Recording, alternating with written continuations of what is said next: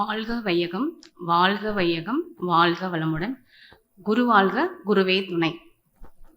என்னோட அனுபவமா இங்க நான் பார்த்துக்கிட்ட விஷயம் என்னன்னா, ஒரு மனிதன் இந்த உலகத்தை வெல்வதை காட்டிலும் அவன் தன்னிடம் உள்ள துர்குணங்களை நீக்கி தன்னைத்தானே வெற்றி கொள்வதே உண்மையான வெற்றியாகும். அதை நான் இங்க ரியலைஸ் பண்ணேன். Every positive thoughts is in silent prayer அப்படின்னு சொல்லுவாங்க. ஆனால் உள்ள இங்கே அட்மாஸ்பியருக்குள்ள எங்கே இருந்தாலுமே ஃபுல் ஆஃப் பாசிட்டிவ் தாட்ஸ் தான். அதை என்னால் நல்லா ரியலைஸ் பண்ண முடிஞ்சுது. எண்ணம் சொல் செயல் பற்றி அளவுக்கு அதிகமாக நம்ம ஏற்றுக்கிட்ட மாதிரி இருந்தது. எண்ணத்தை ஆராய்ஞ்சா நிறைய ப்ராப்ளம்ஸை நம்மளால் சால்வ் பண்ணிக்க முடியும் அப்படின்ற விஷயத்தையும் நான் இங்கே கற்றுக்கிட்டேன்.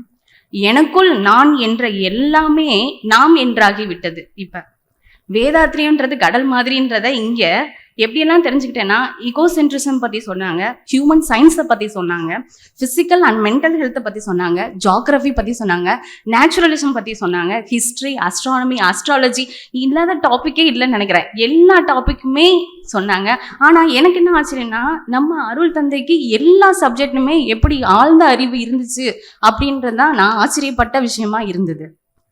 பேராசிரியரோட ஒவ்வொருத்தரோட விளக்கமே நவரசமும் கலந்த மாதிரி இருந்தது. ஒரு சயின்டிஃபிக் அப்ரோச்சாக இருந்தது, பாசிட்டிவ் தாட்ஸாக இருந்தது, மாரல் எத்திக்ஸாக இருந்தது, ஹியூமன் சென்ஸாக இருந்தது. எல்லா நவரசத்தையும் ஒன்றா பார்த்த ஒரே இடத்துல 2 நாளில் நான் பார்த்துக்கிட்ட விதமாக எனக்கு தோணுச்சு. ஒரு பொதுவாக சொல்லுவாங்க, 4 பெண்கள் சேர்ந்தாவே பொதுவாக காசிப் தான் பேசுவாங்க அப்படின்னு சொல்லுவாங்க. ஆக்சுவலாக நாங்கள் இங்கே கிளாஸ் முடிச்சுட்டு டயர்டாக போனால் கூட எல்லாம் ரெஃப்ரெஷ் ஆகிட்டு நாங்கள் அங்கே ரூமில் எல்லாம் அவங்கவுங்களோட திறமைகளை வெளிக்கொணர்வோம். அது கொஞ்ச நேரம் தன்னைத்தானே அறியாமல் அவங்களோட எக்ஸ்போஷருக்கு ஒரு நல்ல பிளாட்ஃபார்மாக இருந்தது. எனக்கு ரொம்ப பிடிச்சது. ஒரு நல்ல ஹெல்த்தி ரிலேஷன்ஷிப்பை இங்கே எனக்கு அமைச்சு கொடுத்த ஒரு வாய்ப்பாக நான் இதை ஃபீல் பண்ணேன்.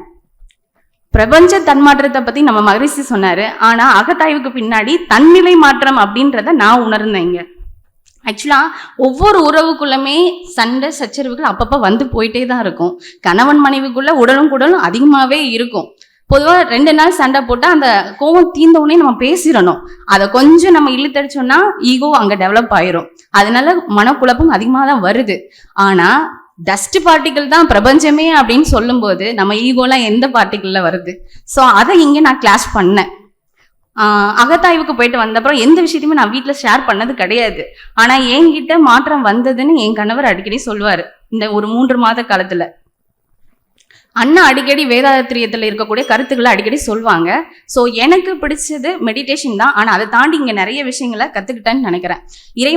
இறைவணக்கம் எனக்கு ரொம்ப பிடிச்சது. அதுலேயும் சொல்லால் மட்டும் நம்பாதே, சுயமா சிந்தி தேர்தெளிவாய், அது எனக்கு ரொம்ப ரொம்ப பிடிச்சது. அதை விட ஒரு கதவை திறந்து வைத்திருந்த பிறகுதான் திறந்திருக்கின்ற கதவை மூடி வைப்பான் அப்படின்ற மகரிஷியோட புதுமொழி எனக்கு ரொம்ப ரொம்ப பிடிச்சிருந்தது.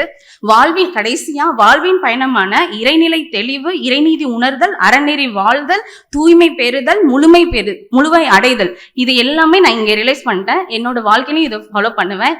எனக்கு வாய்ப்பளித்த நல்லுள்ளங்களுக்கும் நன்றி. வாழ்க வளமுடன்.